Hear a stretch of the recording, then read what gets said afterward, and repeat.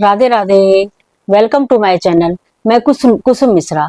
आज का वीडियो हमारा ज्येष्ठ मास में जो अमावस्या पड़ रही है, जो कि 26 मई दिन सोमवार को पड़ रही है, उसके बारे में मैं थोड़ी सी जानकारी आप सभी से शेयर करना चाहूँगी।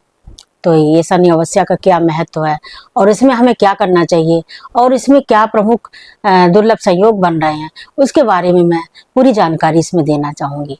तो बिना समय गंवाए हुए मैं आपसे बताना चाहूँगी कि इस दिन सोमवती अमावस्या है और सोमवती अमावस्या जब सोमवार के दिन अमावस्या पड़ती है उसे सोमवती अमावस्या कहते हैं। तो इसका हमें इस दिन क्या करना चाहिए, इसके दिन जो भी हमारा जप तप मौन आदि जो भी हम करते हैं उसका हमें अन्य तिथियों की अपेक्षा 1000 गुना फल मिलता है। जैसा कि हमें तुलसी पूजन भी करना चाहिए। तुलसी पूजन में करते समय जो 108 जो परिक्रमा करता है उसके घर में जो अलक्ष्मी का वास होता है या दरिद्रता का वास होता है उसका निवारण हो जाता है। तो कुल मिला के ये सूर्य ग्रहण से भी 1000 गुना ज्यादा फलदायी है। तो इस दिन सोमवती अमावस्या के जो नियम है उस सब का प्रयोग करना चाहिए। खास तौर से जैसे हमारे घरों में प्रचलन है कि उस दिन हल्दी और सरसों के तेल का इस्तेमाल नहीं करना चाहिए, परिक्रमा करना चाहिए, पीपल वृक्ष की परिक्रमा करना चाहिए और फेरी लगाना चाहिए, ये आदि सब दान पुण्य करना चाहिए, आदि सबका नियम पालन करना चाहिए। और उसके साथ साथ जो नंबर 2 पे जो इस दिन शनि जयंती है, तो उसके लिए हमें क्या करना चाहिए कि शनि देव के मंदिर में जाके ध्यान रखिएगा। ये शनि देव की पूजा या जो हम आगे जो बता रहे हैं आपको प्रयोग, वो घर में नहीं करना चाहिए। शनि देव का मंदिर अगर आपके घर के पास में तो ठीक है, अथवा जो शमी वृक्ष मिल जाए तो उस पर भी आप ये प्रयोग कर सकते हैं।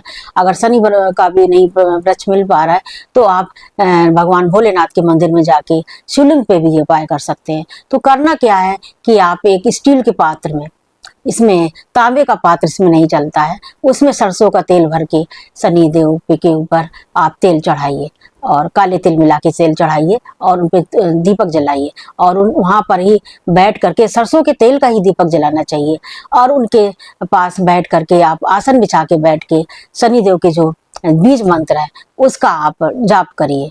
वो बीज मंत्र ही है ओम शम शनिश्चराय नमः, ओम शम शनिश्चराय नमः। अथवा जो इनके और भी इनके हैं जो है इनके मंत्र, वो उसका भी जाप आप कर सकते हैं।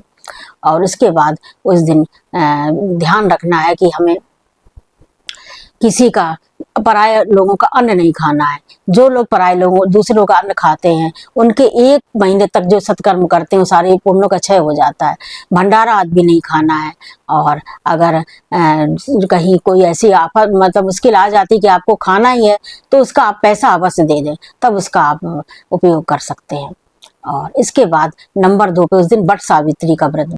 वट सावित्री का व्रत की तो मैं पहले भी वीडियो डाल सकी हूँ, उसके साथ भी मैं बताना चाहूँगी कि उस दिन व्रत रखना चाहिए सुहागिन महिलाओं को। ये पुत्र और पति दोनों के लिए होता है, तो व्रत रखना चाहिए और साथ में फेरी देना चाहिए, कच्चे चने भिगो करके उसकी फेरी देना चाहिए और आदि सारे कार्य जो मैं पहले भी बता चुकी हूँ वो सब करना चाहिए।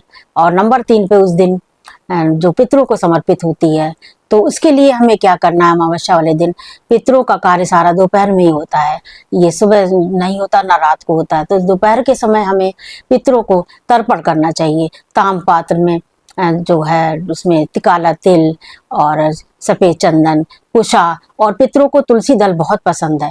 तो याद रखिएगा कि उस दिन तुलसी दल नहीं तोड़ना है, कोई भी फूल पत्ती नहीं तोड़नी है। तो एक दिन पहले ही आप उसका इंतजाम कर लीजिएगा। अथवा अगर नहीं कर पाए हो तो 12:11 से पहले भी आप तोड़ सकते हैं।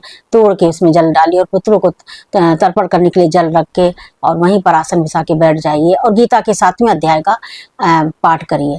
और उसको पाठ करने के बाद भगवान नारायण को समर्पित करते हुए उनसे ये प्रार्थना करिए कि हमारे पितरों को ये जो है इसका फल मिले। तो इस दिन आपको करना बहुत ही जरूरी है। और इसके साथ साथ उस दिन ये ध्यान रखना है कि हमें किसी फूल पत्ती को नहीं तोड़ना है। और जो लोग ऐसा करते हैं, जैसे कि वट सावित्री का पूजा करने जाते हैं तो लोग टहनी तोड़ते हैं और साथ में पत्ते तोड़ते हैं, तो ये ध्यान रखना चाहिए कि उस दिन आपको ये सब नहीं करना है, क्योंकि जो लोग ऐसा करते हैं उनको ब्रह्म हत्या का पाप लगता है। और ये भी एक प्रचलन है कि उसका पत्ता तोड़ के महिलाएं अपने सर में रखती है, उसका वो करती हैं, क्योंकि सावित्री माता ने किया था। तो उस समय ये था कि उस समय उनके पास उनका सब राजपाट सब छिन गया था, उनके पास कुछ नहीं था, इसलिए उन्होंने वो आभूषण बना के इस्तेमाल किया था। पर अब तो आजकल सभी के पास सब कुछ है, तो इसकी मेरे ख्याल से तो इसको अपने इस प्रथा को नहीं आगे बढ़ाना चाहिए। फिर अपनी जैसी इच्छा हो, मैं इसमें कोई आलोचना भी नहीं करना चाहती हूँ। तो ये सब आपको अवश्य करना चाहिए। साथ में उस दिन छोटा सा एक हवन अपने घर के सभी मेंबर को बैठाल के कुल देवता, इष्ट देवता और ग्राम देवता और पितरों के निमित्त एक छोटी सी अग्यारी में लगा लेना चाहिए।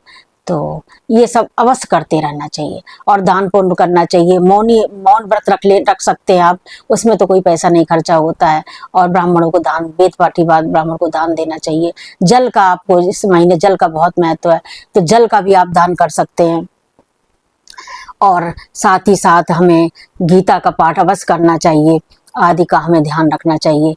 तो ये रहा हमारी शनि अमावस्या और वट सावित्री व्रत और पितरों के समर्पित जो है अमावस्या, इसके बारे में पूरी जानकारी। तो उम्मीद है कि आपको थोड़ा बहुत तो कुछ समझ में आ ही गया होगा, मैं मेरे समझाने के ढंग से, क्योंकि मैं इस मामले में बहुत कोई परफेक्ट नहीं हूँ, पर तो थोड़ी कोशिश कर रही हूँ कि शायद मैं थोड़ा बहुत शेयर कर सकूँ। तो हमारा वीडियो आज का यहीं तक था। आपको कैसा लगा? आप हमारे वीडियो को लाइक करिए, कमेंट करिए, शेयर अवश्य करिएगा। और क्योंकि आपके एक लाइक से मुझे बहुत प्रेरणा मिलती है, मैं आगे बढ़ने की और कोशिश करती हूँ। तो इस बात का आप लोग ध्यान रखेंगे, उम्मीद है। और साथ में जो लोग हमारे चैनल पे नए आए हुए हैं, उनको हमारे चैनल को सब्सक्राइब अवश्य कर देना चाहिए। ये मेरी आप लोगों से गुजारिश है। तो धन्यवाद। जय श्री राधे।